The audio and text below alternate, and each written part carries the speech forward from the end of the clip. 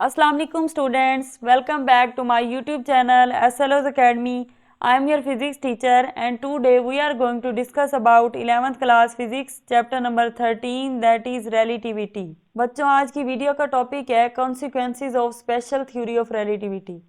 तो इससे पहले बच्चों आपको पता है कि हमने थ्योरी ऑफ रिलेटिविटी डिस्कस की थी, बल्कि special theory of relativity discuss की थी, जिसमें मैंने आपको बताया था कि 1905 में एल्बर्ट आइंस्टाइन ने हमें स्पेशल थ्योरी ऑफ रिलेटिविटी दी। इससे पहले हम जो फिजिक्स पढ़ रहे थे उसे हम न्यूटोनियन फिजिक्स कहते हैं, लेकिन 1905 के बाद जब आइंस्टाइन ने अपने स्पेशल थ्योरी ऑफ रिलेटिविटी दे दी तो उसके बाद से फिजिक्स को हम क्या कहते हैं कि वो अब आइंस्टाइन की फिजिक्स है, जो कि बेसिकली किस चीज़ पे बेस कर रही है, स्पेशल थ्योरी ऑफ रिलेटिविटी पे बेस कर रही है, जिसके अंदर हमने दो पोस्टुलेट डिस्कस किए थे। तो बच्चों, पहला पोस्टुलेट हमारे पास क्या था कि laws of physics are same for all inertial frame of reference, यानी अगर हम अपने इनर्शियल फ्रेम ऑफ रेफरेंस के अंदर हैं तो क्या होगा, हमारे फिजिक्स की लॉज सेम रहते हैं। इसके अलावा दूसरा पोस्टुलेट हमने ये पढ़ा था कि जो स्पीड ऑफ लाइट है वो हमारे पास एक यूनिवर्सल कांस्टेंट है। यूनिवर्सल कांस्टेंट होने का ये मतलब है कि किसी भी ऑब्जर्वर के लिए, चाहे ऑब्जर्वर स्टेशनरी हो या फिर ऑब्जर्वर मूव कर रहा हो, स्पीड ऑफ लाइट सेम रहती है। तो ये बच्चों स्पेशल थ्योरी ऑफ रिलेटिविटी के पोस्टुलेट थे। आज हम डिस्कस करने जा रहे हैं कि इसके कॉन्सिक्वेंसेस क्या हैं। कॉन्सिक्वेंसेस का मतलब है कि इस थ्योरी के नतीजे में हमारे पास क्या क्या चीज़ें सामने आई, कौन कौन से प्रिंसिपल बने, कौन कौन से न्यू कंसेप्ट सामने आए। जैसे मैंने आपको बताया था ना कि न्यूटन की फिजिक्स के बाद जब आइंस्टाइन की फिजिक्स आती है तो इसने फिजिक्स को ऐसे 180 डिग्री से मोड़ दिया था। तो बहुत सारी ऐसी न्यू चीज़ें थी जो आइंस्टाइन की थ्योरी को पेश करने के बाद हमारे सामने आई। तो आज हम उनमें से चंद चीज़ें देखने जा रहे हैं, चंद कॉन्सिक्वेंसेस डिस्कस करने जा रहे हैं जो आपकी बुक में दिए हुए हैं। तो चलिए स्टार्ट करते हैं लेक्चर को। सबसे पहले मैंने लिखा है कि Einstein special theory of relativity reveals that time, length and mass are not absolute but change based on an observer's motion. तो सबसे पहली जो चीज़ है बच्चों, जो अगर हम इस कॉन्सिक्वेंसेस का कंक्लूजन निकालें या एक समरी निकालें तो वो ये निकलती है कि आइंस्टाइन की जो स्पेशल थ्योरी है ना, वो हमें ये बताती है कि जो हमारे पास टाइम है, लेंथ है और मैस है बच्चों, ये जो तीनों चीज़ें हैं ये हमारे पास एब्सोल्यूट क्वांटिटीज़ नहीं है, बल्कि ये चेंज हो जाती हैं और ये डिपेंड करता है कि ऑब्जर्वर मूव कर रहा है या ऑब्जर्वर स्टेशनरी है।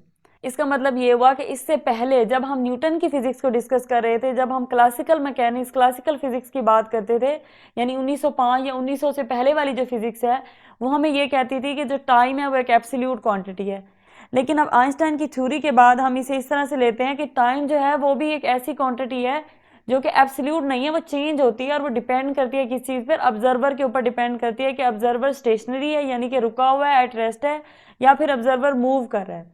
इसी तरह से हमारी जो लेंथ है वो भी चेंज हो जाती है, ऑब्जर्वर के ऊपर वो भी डिपेंड करती है। इसी तरह से जो मैस है, मैस भी किसी भी चीज़ का हमें पता है कांस्टेंट रहता है, जो एक दफ़ा हमने मेजर कर लिया वो बाद में भी वही रहता है, लेकिन यहाँ पर आके क्या होता है, यहाँ पर आकर वो भी चेंज हो रहा है। तो इसलिए मैं कहती हूँ आपको कि आइंस्टाइन की जो फिजिक्स है उसने बिल्कुल 180 डिग्री का टर्न दिया है, यानी कि उसने हमें बिल्कुल ही हमारा जो कॉमन सेंस है, जो कि न्यूटन की फिजिक्स के मुताबिक हमने अपनी कॉमन सेंस बना लिया, उसको चेंज कर दिया है। बिल्कुल एक ऐसी चीज़ें जिन पर थोड़ा सा यकीन करना मुश्किल है कि ऐसे कैसे होती हैं। तो चलिए डिस्कस करते हैं हम एक एक करके इसको। सबसे पहला है हमारे पास रिलेटिविटी ऑफ साइमल्टेनिटी। तो सबसे पहले तो आपको ये पता होना चाहिए कि साइमल्टेनिटी से क्या मुराद है। साइमल्टेनियस बच्चों वर्ड आपने शायद इससे पहले पढ़ रखा हो। इसका मतलब होता है बच्चों किसी भी दो कामों का एक वक्त में एक साथ हो जाना, यानी कोई भी दो इवेंट्स जो अलग अलग दो इवेंट्स है, यानी एक इवेंट है हमारे पास, एक दूसरा इवेंट है, वो दोनों एक ही वक्त में एक ही साथ परफॉर्म हो जाएं, तो इसको हम कहते हैं कि दोनों इवेंट्स क्या हैं, ये साइमल्टेनियस हैं। तो इसलिए हम क्या है, साइमल्टेनिटी को भी इस तरह से डिफाइन करते हैं, the occurrences of two or more events at the same time. जैसे मैंने आपको बताया कि दो या दो से ज़्यादा भी इवेंट्स हो सकते हैं, तो उन दो या दो से ज़्यादा इवेंट्स का एक ही वक्त में हो जाना, बैक वक्त हो जाना, इसको हम कहते हैं साइमल्टेनिटी। जैसे मिसाल के तौर पर अगर आप दो बॉल्स लेते हैं अपने दोनों हाथों में और उन दोनों को इकट्ठा एक ही टाइम में नीचे गिराते हैं, जब आप जैसे उनको ड्रॉप करेंगे वो दोनों एक ही टाइम में नीचे गिर जाएंगी और जाकर ज़मीन से टकराएंगी। तो वो दोनों इवेंट्स क्या हैं, वो दोनों इवेंट्स जो हैं वो साइमल्टेनियस है, यानी एक ही वक्त में दो अलग अलग कामों का होना, ये हमारे पास साइमल्टेनिटी है। और जो हमारा इसका प्रिंसिपल है, जो कि हमारा पहला प्रिंसिपल है रिलेटिविटी ऑफ साइमल्टेनिटी, वो क्या है। इससे पहले मैंने सिर्फ आपको बताया कि साइमल्टेनिटी क्या है, ये आपके समझाने के लिए है कि इसकी क्या डेफिनेशन है। हमारा जो बेसिकली प्रिंसिपल है वो ये है कि two actions simultaneous for person may not be simultaneous for another person in the relative motion. यानी कि दो एक्शन या दो कोई भी इवेंट्स या दो कोई भी एक्शन, दो कोई भी काम जो है जो कि साइमल्टेनियस हो फॉर वन पर्सन, किसी एक बंदे के लिए वो दोनों एक ही साथ हो रहे हैं, may not be simultaneous for another person in the relative portion, जरूरी नहीं है कि किसी दूसरे बंदे के लिए जो कि मूव कर रहा है उसके लिए भी वो दोनों काम साइमल्टेनियस हो रहे हो। सादा लफ्जों में इसे आप इस तरह से समझ सकते हैं कि कोई भी आपके सामने दो इवेंट हो रहे हैं, वो एक साथ हुए हैं और आप उसको खड़े होकर ऑब्जर्व कर रहे हैं और आपने देखा है कि वो दोनों आपके सामने क्या है, एक ही वक्त में हुए हैं। जैसे मैंने आपको कहा कि आप दो बॉल्स ले लें, अपने दोनों हाथ में उनको ड्रॉप करें, तो आपके सामने आपने बॉल ड्रॉप की है और दोनों आपके सामने एक ही वक्त में गिरी हैं। आप उन्हें क्या कहेंगे, आपकी ऑब्जर्वेशन क्या कहेगी कि ये दोनों काम क्या हुए हैं, साइमल्टेनियस हुए हैं। और इसके बरक्स कोई एक और बंदा है जो इसी आपके दोनों इवेंट को ऑब्जर्व कर रहा है। जैसे आप ऑब्जर्व कर रहे हैं, आपके अलावा भी कोई बंदा है जो ऑब्जर्व कर रहा है, लेकिन आप में और उसमें ये फर्क है कि वो स्टेशनरी नहीं है, यानी आप खड़े होकर ऑब्जर्व कर रहे हैं, वो क्या कर रहा है, वो मूव करता हुआ, चलता हुआ, आपके सामने से भागता हुआ गुजरता है और वो दोनों बॉल्स को आपके हाथ से नीचे गिरता हुआ देखता है। तो अब ये आइंस्टाइन के इस प्रिंसिपल के मुताबिक क्या है कि वो जो ऑब्जर्वेशन करेगा ना, उसके लिए ये इवेंट साइमल्टेनियस नहीं होगा, यानी उसको ऐसा लगेगा कि इन दोनों बॉल्स में से एक बॉल पहले गिर गई है, दूसरी बाद में गिरी है। उसको ऐसा नहीं लगेगा आपकी तरह कि ये दोनों काम एक ही साथ हो रहे हैं। तो बेसिकली ये प्रिंसिपल है रिलेटिविटी ऑफ साइमल्टेनिटी, ये है। यहाँ पर एक और एग्जांपल मैंने कोट किया है, उसको पढ़ लेते हैं, उससे मजीद अंडरस्टैंडिंग हो जाएगी कि क्या इस प्रिंसिपल में है। Imagine a train moving between two trees.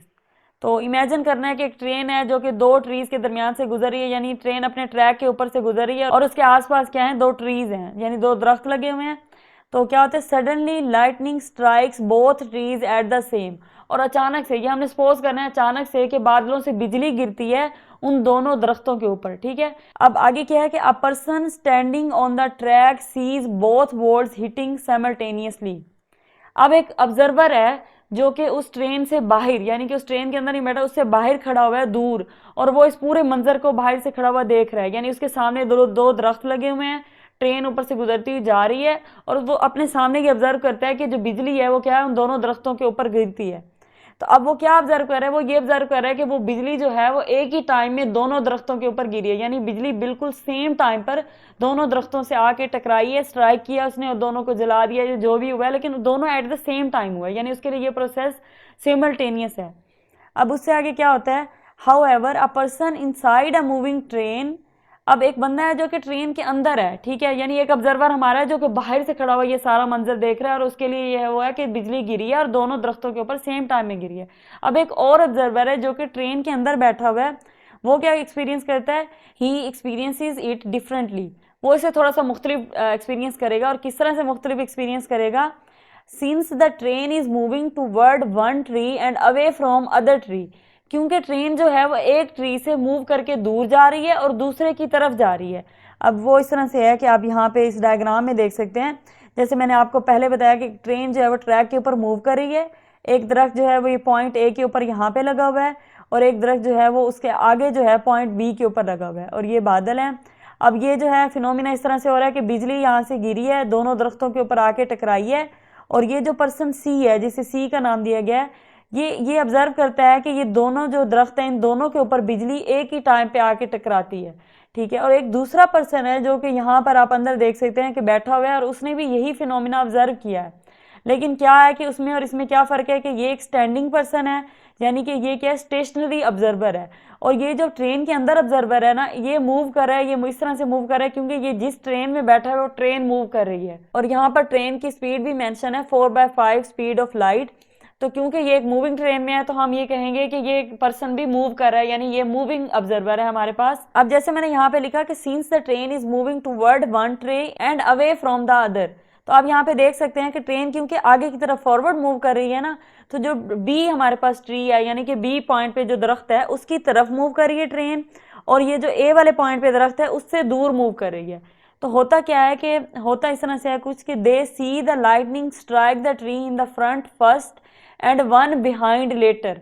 अब इस लाइन का ये मतलब है कि जो उसके सामने दरख्त है, इस ऑब्जर्वर को, ट्रेन के अंदर बैठे हुए ऑब्जर्वर को ये नजर आएगा कि पॉइंट बी के ऊपर लाइट पहले टकराई है और पॉइंट ए के ऊपर बाद में टकराई है। अब ऐसा क्यों होता है?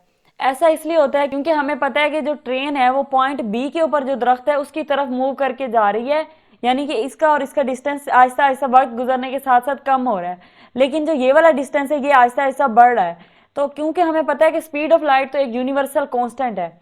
अब स्पीड ऑफ लाइट के अलावा s is equal to V T formula जो हमने पढ़ा है, अगर हमारे पास स्पीड ऑफ लाइट कांस्टेंट है यानी कि v कांस्टेंट है, हमारे पास यहाँ पर जो स्पीड ऑफ लाइट है वो v की वैल्यू है ना, किसी भी चीज़ की स्पीड जो है वेलोसिटी जो है उसको हम v से रिप्रेजेंट करते हैं, और यहाँ हम स्पीड ऑफ लाइट की बात करें तो s is equal to C T हमारे पास फार्मूला बन जाएगा। तो उसके अंदर c तो हमारे पास कांस्टेंट है। अब किस चीज़ के ऊपर डिपेंड कर रहा है हमारा जो डिस्टेंस है, अब वो डिपेंड कर रहा है टाइम के ऊपर, यानी कि कितना टाइम लगता है ऑब्जर्व होने में लाइट को दोनों साइड से।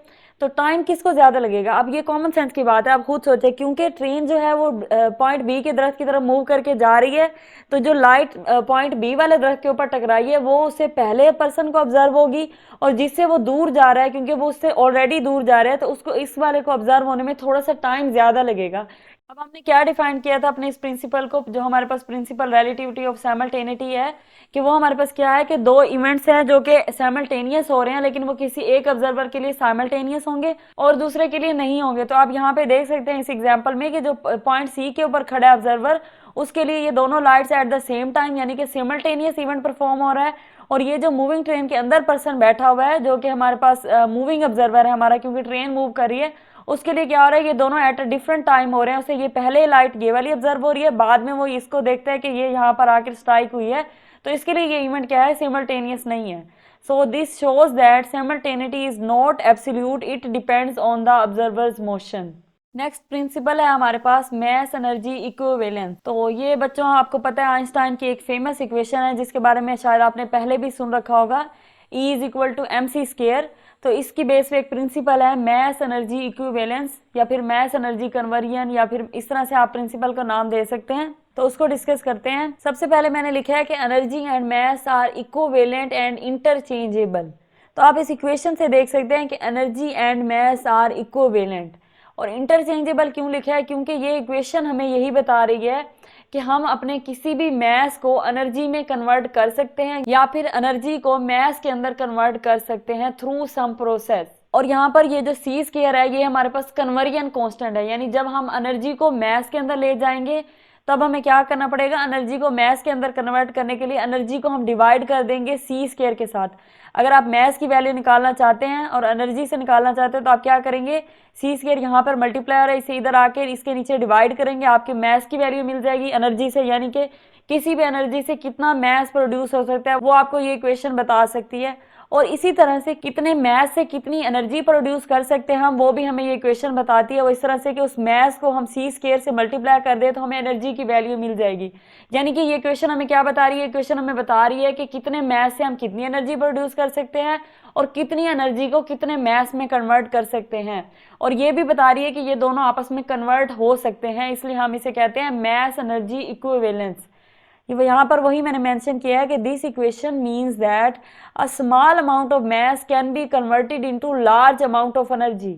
अच्छा, अब ये कैसे हम पता चलता है कि स्मॉल अमाउंट ऑफ मैस के पास लार्ज अमाउंट ऑफ एनर्जी होती है, क्योंकि इससे पहले तो मैंने आपको ये बताया ना कि मैस एनर्जी में कन्वर्ट हो सकता है, मैस में कितनी एनर्जी होगी ये हमें पता चलता है, और एनर्जी से कितना मैस बन सकता है ये हमें पता चलता है।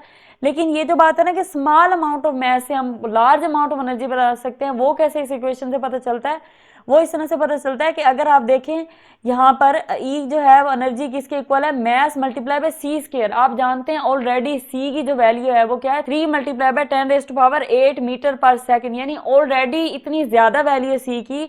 उसके बाद उसके ऊपर स्क्वायर लिया गया, यानी कि उस वैल्यू का भी स्क्वायर, उसको जब हम स्मॉल अमाउंट ऑफ मैस से भी मल्टीप्लाई करेंगे तो जो टोटल एनर्जी का रिजल्ट आएगा वो बहुत ज्यादा होगा।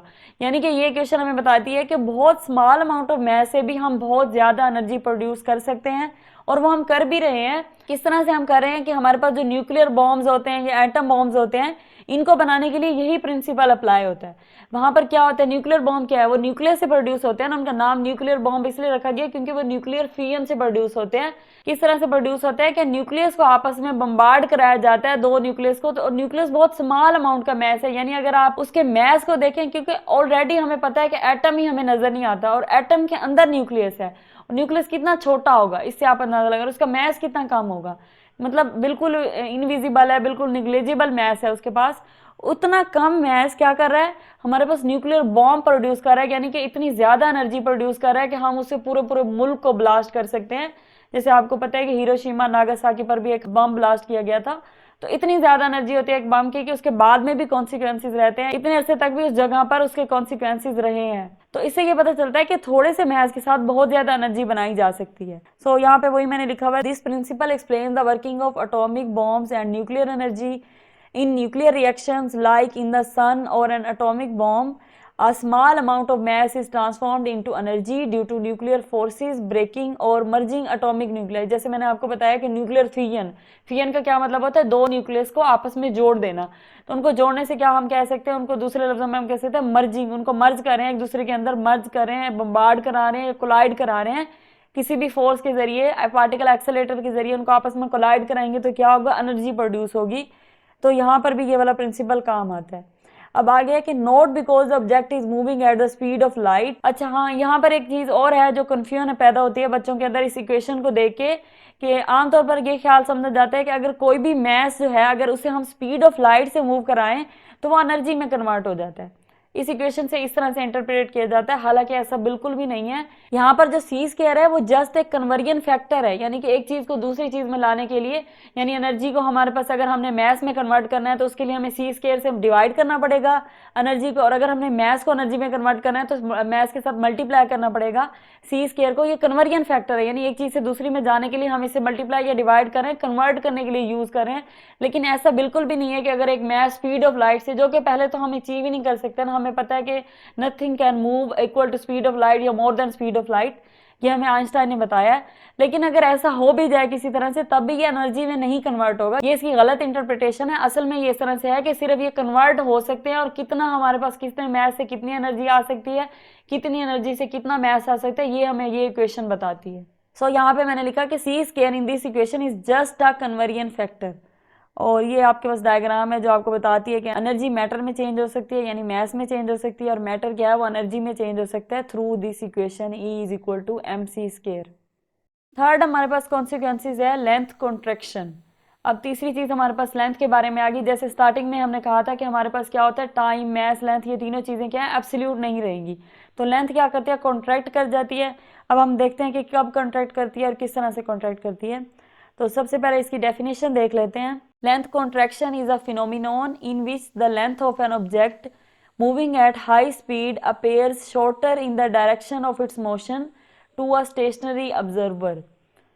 लेंथ कॉन्ट्रैक्शन ऐसा फिनोमिनन है जिसके अंदर length of an object moving at high speed appears shorter, यानी कि किसी भी ऑब्जेक्ट की लेंथ जो कि हाई स्पीड से मूव कर रहा है, बहुत ज्यादा हाई स्पीड से जो ऑब्जेक्ट मूव कर रहा है उसकी लेंथ क्या होगी, appears शॉर्टर, कम नजर आएगी। किसको, इन the direction of its motion, अपनी मोशन की डायरेक्शन में, टू अ स्टेशनरी ऑब्जर्वर।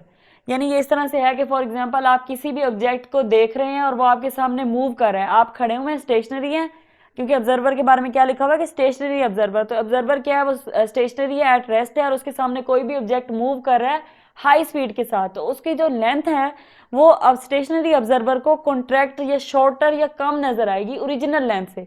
यानी जितनी एक चीज की ओरिजिनल लेंथ है, जब वो चीज हाई स्पीड से मूव करेगी तो स्टेशनरी ऑब्जर्वर के लिए उसकी लेंथ क्या हो जाएगी, शॉर्टर हो जाएगी। ये है हमारे पास फिर लेंथ कॉन्ट्रैक्शन का फिनोमिना। और इसके लिए फार्मूला क्या है बच्चों, कि L is equal to L not under root 1 minus V square over C square. वैसे तो इस फार्मूले के लिए पूरी डेरिवेशन होती है, लेकिन क्योंकि आपके सिलेबस में इंक्लूड नहीं है तो मैंने इसका डायरेक्ट फार्मूला लिख दिया है। अब यहाँ पर हमारे पास L क्या है, L है हमारे पास ऑब्जर्व्ड लेंथ, यानी वो लेंथ जो कि मैंने जैसे आपको बताया कि अगर एक ऑब्जर्वर खड़ा है और उसके सामने हाई स्पीड से कोई ऑब्जेक्ट मूव करता है तो वो उसकी लेंथ क्या ऑब्जर्व करेगा, शॉर्टर, ओरिजिनल लेंथ से कम ऑब्जर्व होगी।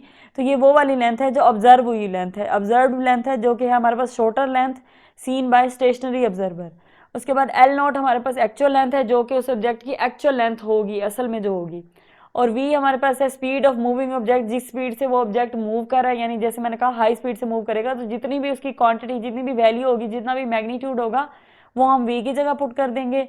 और c आपको पता है कि स्पीड ऑफ लाइट होती है। उसके बाद कुछ पॉइंट्स में मैंने इसको समराइज किया है कि only the length in the direction of motion contracts, width and height remains unchange. हाँ, तो इसमें ये इस तरह से है कि तो सिर्फ जो लेंथ है हमारे पास वो क्या हो रही है, वो कॉन्ट्रैक्ट हो रही है, विड्थ और हाइट जो है वो सेम रहेंगी। यानी कि ऑब्जेक्ट जब हमारे सामने मूव कर रहा है हाई स्पीड से, तो हम लेंथ तो उसकी शॉर्टर ऑब्जर्व कर रहे हैं कि पहले से कम हो जाती है, लेकिन इसका मतलब ये नहीं है कि उसकी विड्थ भी कम हो जाती है या हाइट भी, सिर्फ लेंथ कम होगी। बस ये लेंथ के बारे में, मतलब लेंथ को आप एज अ लेंथ ही लें, इसको हाइट विड्थ या डिस्टेंस के मामले में ना लें। बस ये सिर्फ एग्जैक्टली लंबाई की बात हो रही है कि वो क्या हो जाएगी, वो कम ऑब्जर्व होगी जब ऑब्जेक्ट हाई स्पीड पे मूव कर रहा होगा। और उसके बाद है कि the faster the object moves the more it shrinks, और जितना ज्यादा उसकी स्पीड बढ़ेगी उतना ज्यादा वो क्या होगा, उसकी लेंथ कम ऑब्जर्व होगी। यानी कि ऐसा लगेगा कि उतना ही उसकी लेंथ कम होती जा रही है, यानी कि लेंथ कॉन्ट्रैक्शन स्पीड पे भी डिपेंड कर रही है ऑब्जेक्ट की। उसके बाद length contraction is only noticeable at the speed close to speed of light, और ये तब नोटिसेबल होती है जब हमारे पास ऑब्जेक्ट की स्पीड क्लोज और स्पीड ऑफ लाइट से, यानी जैसे हमने लास्ट पॉइंट में पढ़ा ना कि जितनी स्पीड ज्यादा होगी उतनी ज्यादा ये श्रिंक हो जाएगी लेंथ। तो अगर ये कोई थोड़ी बहुत स्पीड की बात हो रही है, यानी थोड़ी बहुत स्पीड अगर बढ़ा दें तो उससे कोई नोटिसेबल फर्क नहीं पड़ेगा, यानी हम ऑब्जर्व नहीं कर सकेंगे। ये इतनी बात हो रही है कि आप नियरली स्पीड ऑफ लाइट या फिर स्पीड ऑफ लाइट से हाफ या फिर इतना करीब करीब हों कि स्पीड ऑफ लाइट के आसपास हों। जब ऑब्जेक्ट की स्पीड ऑफ लाइट के आसपास होगी तब जाके ये फिनोमिना ऑब्जर्व होगा। नेक्स्ट हमारे पास इसकी एग्जांपल आ जाती है कि imagine a spaceship moving across the earth at the speed close to speed of light. Imagine करें कि एक स्पेसशिप है जो कि अर्थ के आसपास मूव कर रही है और उसकी स्पीड कितनी है, स्पीड ऑफ लाइट के करीब करीब है। जैसे कि हमने कहा कि लेंथ कॉन्ट्रैक्शन ऑब्जर्व भी किस स्पीड पे होता है, स्पीड ऑफ लाइट के आसपास स्पीड हो, तब जाके हम इसे नोटिस कर सकते हैं। तो हमारे पास एक स्पेसशिप है जो कि अर्थ के अराउंड मूव कर रही है और उसकी स्पीड जो है वो स्पीड ऑफ लाइट के क्लोज है।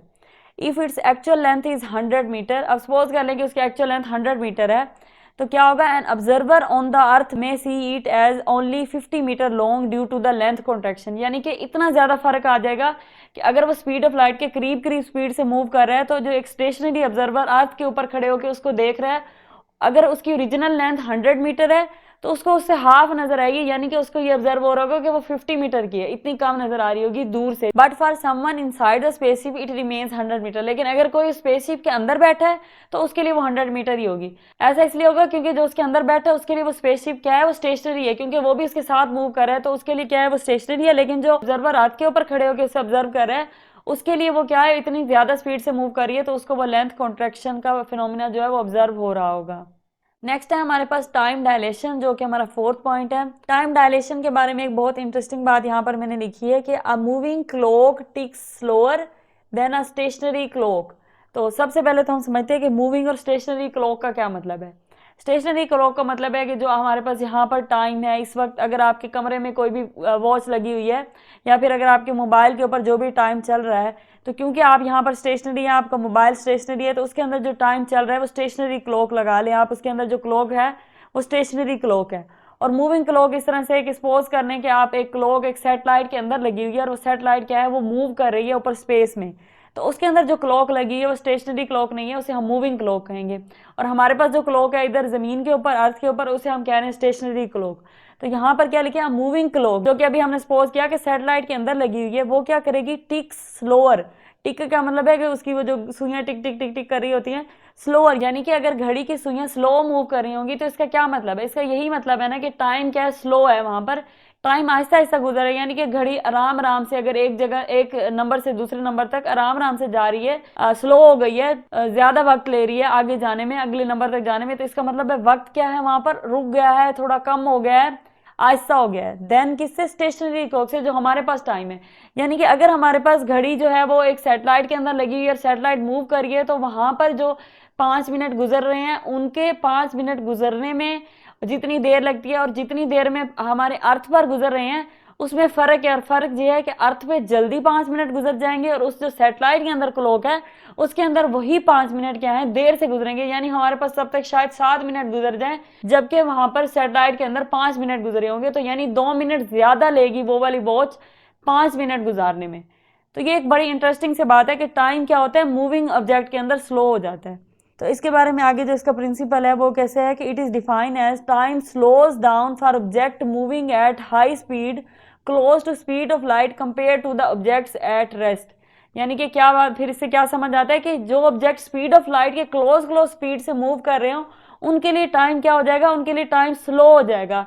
उनके लिए टाइम आहिस्ता गुजरेगा बामुकाबले उसके जो ऑब्जेक्ट क्या है ज़मीन के ऊपर है या फिर जो ऑब्जेक्ट क्या है एट रेस्ट है, स्टेशनरी है। और बच्चों इसका भी फार्मूला यहाँ पर उसी तरह से मैंने डायरेक्ट लिखा है क्योंकि इसकी डेरिवेशन भी आपकी बुक में इंक्लूड नहीं है। तो t is equal to T not under root 1 minus V square over C square, इसे आप ऐसे याद कर लेंगे एज इट इज़। और यहाँ पर भी टी नॉट जो है वो हमारे पास वो टाइम है जो हम ऑब्जर्व कर रहे हैं, यानी कि ऑब्जर्व कौन सा टाइम हो रहा है, हमें ऑब्जर्व स्लो टाइम हो रहा है। हम देख रहे हैं कि एक सैटेलाइट या कोई भी एक ऑब्जेक्ट जो कि हाई स्पीड से मूव कर रहा है उसकी जो क्लॉक है उसका जो टाइम है वो क्या है, वो स्लो चल रहा है। तो वो हमारे पास क्या है, जो स्लो टाइम हमें ऑब्जर्व हो रहा है यानी कि टाइम ऐसा ऐसा गुजर रहा है, उसको हम टी लेंगे। और टी नॉट वो है जो ओरिजिनल है, जो उसे असल में होना चाहिए, जो हमारे पास है। और v जो है वो सब्जेक्ट की स्पीड है और c जो है वो स्पीड ऑफ लाइट है। 1 हमारे पास एज इट इज आ जाएगा, तो इसके अंदर हम पुट करके t की वैल्यू निकाल सकते हैं। यहाँ पर वही लिखा है कि time measure by stationary observer, और t नॉट जो है वो प्रॉपर टाइम है। अब हम एक इंटरेस्टिंग सी एग्जांपल डिस्कस करते हैं जिससे आपको ज़्यादा क्लियर हो जाएगा कंसेप्ट कि क्या कहा जा रहा है। सो हमारे पास है कि if an astronaut travels in the spaceship at 90% the speed of light and returns to earth. अब एस्ट्रोनॉट जो आपको पता है स्पेस के अंदर ट्रेवल करते हैं, अगर वो स्पेसशिप के ऊपर ट्रेवल कर रहे हैं और स्पेसशिप की जो स्पीड है वो 90% ऑफ स्पीड ऑफ लाइट है, यानी कि लगभग 90% क्या है, स्पीड ऑफ लाइट के बराबर है, यानी तकरीबन स्पीड ऑफ लाइट के इक्वल है। एंड रिटर्न्स टू अर्थ, वो उसके ऊपर जाते हैं सैटेलाइट के ऊपर बैठकर स्पेस में, उसके बाद कुछ अरसे बाद अर्थ पे वापस आते हैं, तो क्या होगा, दे will have aged less than the people on the अर्थ। अब बच्चों ये एक इंटरेस्टिंग सा फिनोमिना है, इसको आप इस तरह से समझें कि फॉर एग्जांपल आपका कोई भी एक फ्रेंड है और उसको मौका मिल गया स्पेसशिप पे बैठ के स्पेस में जाने का। लेट्स पोज कर लेते हैं। तो आपका जो फ्रेंड है वो स्पेसशिप पे बैठता है और वो जो स्पेसशिप है उसकी स्पीड हमने सपोज की हुई है कि वो कितनी है, स्पीड ऑफ लाइट के लगभग इक्वल है, यानी कि तकरीबन स्पीड ऑफ लाइट के इक्वल है, इसके साथ वो मूव करता है। और आप सपोज कर लें कि वो 1 महीना स्पेस में ही रहता है और 1 महीने के बाद वो स्पेस से वापस नीचे अर्थ पे आता है। अब जब आप अपने फ्रेंड को रिसीव करने जाएंगे स्पेस स्टेशन के ऊपर, तो जब आप उससे मिलेंगे तो उसकी जो एज होगी ना वो आपसे कम होगी, यानी कि अगर वो 1 महीना ऊपर रह के आया है तो होना तो ये चाहिए था ना कि आपकी उम्र में भी 1 महीने का इजाफा हो गया, यानी कि आप भी अपनी उम्र से 1 महीना और बढ़ गए हैं, तो उसका भी 1 महीना और बढ़ जाना चाहिए जितनी भी उसकी एज थी। लेकिन ऐसा नहीं होगा, उसकी उम्र में शायद आधे महीने का इजाफा हो लेकिन 1 महीने उसकी उम्र में इजाफा नहीं होगा, यानी कि वो आपको अपने आप से यंगर नजर आएगा।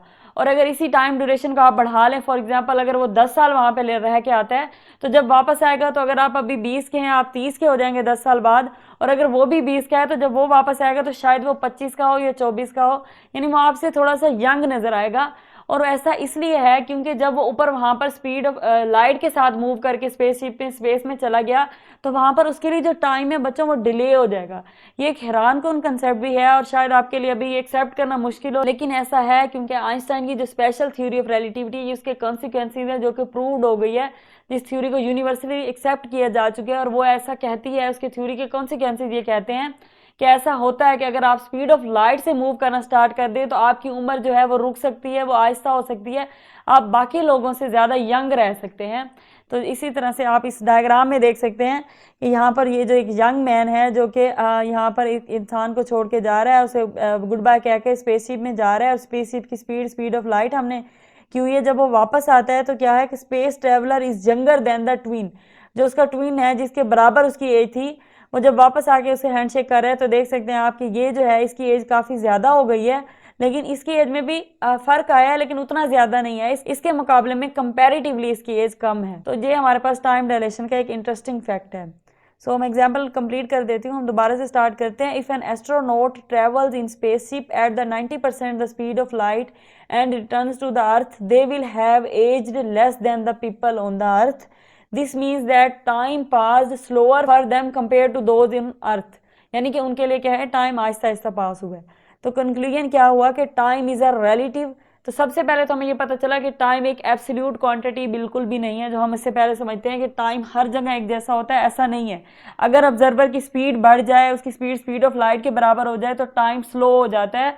अगर वो एब्सोल्यूट होता तो उसके लिए भी उतना ही रहना था, लेकिन ऐसा नहीं होता। तो इस ऑब्जर्वेशन से, इस एक्सपेरिमेंट से हमें ये पता चलता है कि टाइम एब्सोल्यूट क्वांटिटी नहीं है, meaning it is not same for all observers. उसकी मोशन पे डिपेंड कर रही है। Time move slower at higher speed, तो ये मतलब चल गया कि हाई स्पीड पे टाइम स्लो मूव करता है। और तीसरी चीज़ है कि this effect becomes noticeable at the speed close to the speed of light. और ये इफेक्ट कब हम देख सकते हैं, कब ऑब्जर्व कर सकते हैं, जब क्या है हमारे पास स्पीड ऑफ लाइट के इक्वल हो स्पीड। फिफ्थ है हमारे पास बच्चों मैस वेरिएशन। तो ये हमारे पास लास्ट कॉन्सिक्वेंसेज है। तो जैसे हमने डिस्कस किया था कि मैस भी वेरी होता है, मैस भी जो है हमारे पास एब्सोल्यूट क्वांटिटी नहीं है, यानी किसी भी चीज़ का मैस भी फिक्स नहीं रहता। तो देखते हैं हम किस तरह से मैस वेरी होता है। Mass variation means that mass of an object increases as its speed increases. यानी लेंथ के बारे में हमने क्या पढ़ा था कि लेंथ कॉन्ट्रैक्ट हो जाती है, उसके बाद जैसे जैसे स्पीड जो है वो इंक्रीज हो जाए, और अगर वो स्पीड ऑफ लाइट के इक्वल हो तो लेंथ हमें कॉन्ट्रैक्ट नजर आती है। उसके बाद टाइम वाला जब हमने डिस्कस किया तो उसमें हमने पढ़ा था कि टाइम डिले हो जाता है, यानी कि टाइम स्लो हो जाता है। अगर हमारा ऑब्जेक्ट स्पीड ऑफ लाइट से मूव कर रहा हो तो उसके लिए टाइम आहिस्ता गुजरता है बामुकाबले उसके जो कि स्टेशनरी है या फिर उससे कम लोअर स्पीड वाला है। अब हम मैथ्स में क्या पढ़ने जा रहे हैं, मैथ्स में ये चीज़ है कि जिस तरह से स्पीड बढ़ाएंगे मैथ्स बढ़ जाएगा। ठीक है, तो हमारे पास कौन से तीन काम हो रहे हैं। अगर आप अपने सामने अब इन तीनों चीज़ों को इकट्ठा रखें और सोचें कि अगर एक ऑब्जेक्ट स्पीड ऑफ लाइट से मूव कर रहा है तो क्या होगा, उसका मैस इंक्रीज हो जाएगा, उसकी लेंथ कॉन्ट्रैक्ट हो जाएगी, और उसके लिए जो टाइम है वो आहिस्ता गुजरेगा, वो आपसे यंगर रहेगा। ठीक है, तो इस तरह से ऐसे माइंड में आप तीनों चीज़ों को याद रख सकते हैं। और इसका फार्मूला भी बच्चों डायरेक्ट है, m is equal to M not over 1 minus V square over C square under root. M जो है हमारे पास रिलेटिविस्टिक मैस है, यानी कि वो मैस है जो मूविंग ऑब्जेक्ट का है, और एम नॉट जो है वो रेस्ट मैस है, mass on object when stationary, और वी उसकी स्पीड है जो कि nearly equal to speed of light है, सी हमारे पास स्पीड ऑफ लाइट। इसमें भी हमारे पास एक एग्जांपल है, और वो एग्जांपल इस तरह से है कि if a spaceship moves faster and faster, अगर स्पेसशिप बहुत ज़्यादा फास्ट मूव करती है तो क्या होगा, इट्स मैस कीप्स इंक्रीजिंग, उसका मैस बढ़ता जाएगा। This means that it needs more and more energy to accelerate, और हमें पता है कि जैसे जैसे उसका मैस बढ़ेगा फिर उसको एक्सेलेट कराना भी मुश्किल हो जाएगा, क्योंकि उसका मैस जितना ज़्यादा हो जाएगा उतनी ज़्यादा फोर्स लगानी पड़ेगी उसके एक्सेलेट कराने के लिए। So it's very hard to accelerate the large mass spaceship. That's why no object can reach the speed of light and it would require an infinite energy। और यही रीज़न है बच्चों जो हम आइंस्टाइन हमें कहता है कि nothing can move faster than or equal to the speed of light।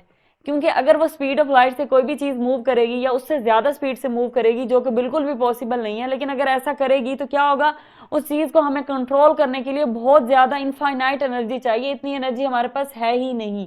तो इसलिए हमें क्या है, हम उसको स्पीड ऑफ लाइट जितना स्पीड तक मूव करा ही नहीं सकते। तो ये हमारे पास रीज़न है। उसके बाद कंक्लूजन क्या है हमारे पास कि मैस इंक्रीजेज विद स्पीड, और सेकंड पॉइंट ये है कि the closer an object gets to the speed of light, जितना ऑब्जेक्ट स्पीड ऑफ लाइट के क्लोज होता जाएगा, यानी जितना ज़्यादा वो स्पीड ऑफ लाइट के इक्वल मूव करेगा, इन शॉर्ट जितनी ज़्यादा उसकी स्पीड बढ़ती जाएगी, हैवियर इट बिकम्स, तो इतना ज़्यादा वो हैवी होता जाएगा। तो ये बच्चों हमारे पास इंटरेस्टिंग से फैक्ट थे जो आपके लिए न्यू भी होंगे और इंटरेस्टिंग भी हैं, और आई होप कि आपको समझ आ गया होगा। लेकिन अगर आपको फिर भी कोई कन्फ्यूजन हो तो आप लाजमी बताइएगा, मैं इसको आपको कमेंट सेक्शन में इसका आंसर कर दूंगी। Thank you so much.